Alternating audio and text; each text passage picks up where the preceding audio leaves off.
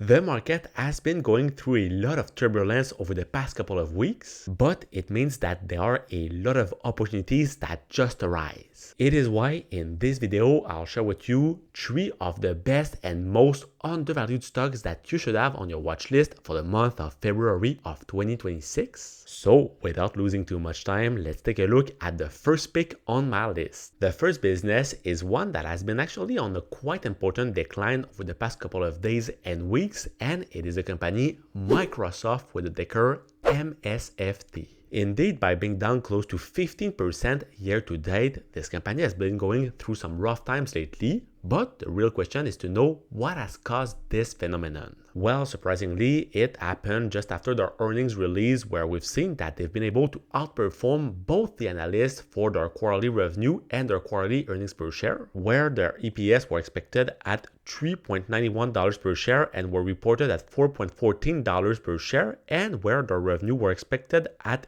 $80.31 billion and reported at $81.27 billion.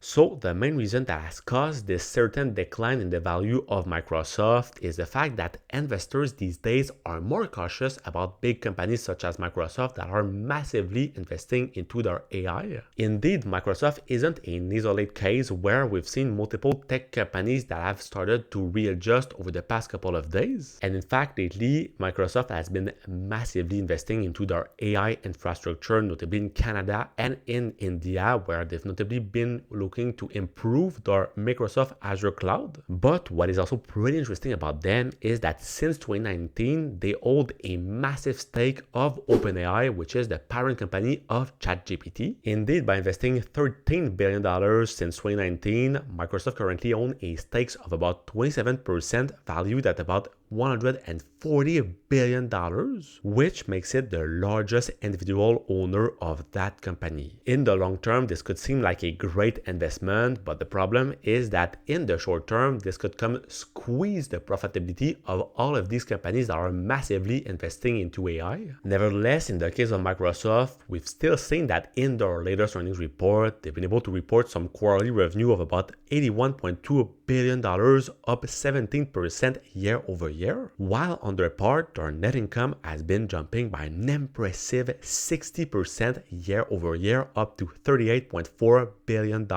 So the most recent dip that we've seen in this business might just be a great opportunity for you to buy a big tech company that is trading at a noddy P ratio that is extremely low, actually at its lowest point since the crash of 2022. And keep in mind that Microsoft isn't a simple AI company, but it also has many other different subsidiaries such as Office 360, Windows, and Xbox. So right now, this is definitely a company that I have on my watch list, which might be added to my portfolio over the next couple of days and weeks. Now for the second company on my list that has been correcting quite a lot lately, it is the e-commerce giant Amazon with the ticker AMZN. One of the things that I like about this business is notably the fact that it is currently sitting as the world's largest e-commerce platform business, which has become quite essential to us over the past couple of years and decades. Indeed, by generating close to $700 billion for 2025 only, Amazon has rapidly become a must for people looking to buy something specific quickly without having to go in store. However, unlike Microsoft, what has made this company lose quite a little bit of value over the past couple of days isn't only the fact that it has been massively investing into AI, but it is also because they've been missing their target when it comes to their latest earnings report. Indeed, we've seen that over the past couple of days and weeks, the market has been super volatile and it isn't taking a lot for it to correct massively, as we've seen notably with commodities with the price of silver and gold that has been crashing. And it's the same for a company like Amazon that despite being able to slightly outperform what were the forecast quarterly revenue, they have unfortunately missed by only 3 cents their prediction when it comes to their quarterly earnings per share. As ruthless as the market is, we've seen that the days following these earnings report, Amazon has lost close to 10% of its total value. However, by looking at these latest earnings report, we can still see that they've been able to greatly increase their total quarterly sales by about 13.6% up to a gigantic $213 billion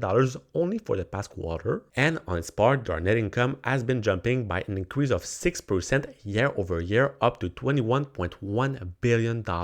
And so this great increase that has been caused in their total sales has been partially caused by their great and gigantic increase in their AWS or Amazon Web Services subsidiary. Indeed, when we think about Amazon, usually we think about a gigantic hub online that is available for customers looking to buy something from a certain companies and to get it delivered to their place. However, Amazon also offers the possibility to people and businesses to rent computing power, storage, and other tech services over the internet instead of buying and running their own servers. And it is why Amazon, just like for Microsoft, has been massively investing into their AI infrastructure to be able to meet the needs of all of their customers. For me, this company that is currently now trading at a super low and attractive P/E ratio is just another opportunity for me to buy more shares of this business. Now for the third and last business, we are going back into another company that has been massively hit lately, and it is the advanced micro device company with the ticker AMD. As being the main competitor of NVIDIA, AMD is also producing great quality GPUs or graphic processing units, which are notably components used, for example, for video editing, for gaming, and for AI. However, unlike NVIDIA, AMD is mainly focusing into the production of CPUs, which are central processing units that basically act as the primary brain of a computer. And for a comparison, the main differences between the products of NVIDIA and AMD is the fact that NVIDIA is currently proposing some higher quality products, while on their part, the products of AMD tends to have a better quality price ratio. In their latest earnings report, AMD has been reporting some quarterly revenue of about $10.2 billion, which represent a massive increase of 34% year over year. This was mainly helped by the sales of about $400 million worth of GPUs to China. And for their net income part, we've seen that they have been skyrocketing because they have been increasing by a gigantic 213% year over year up to $1.5 billion.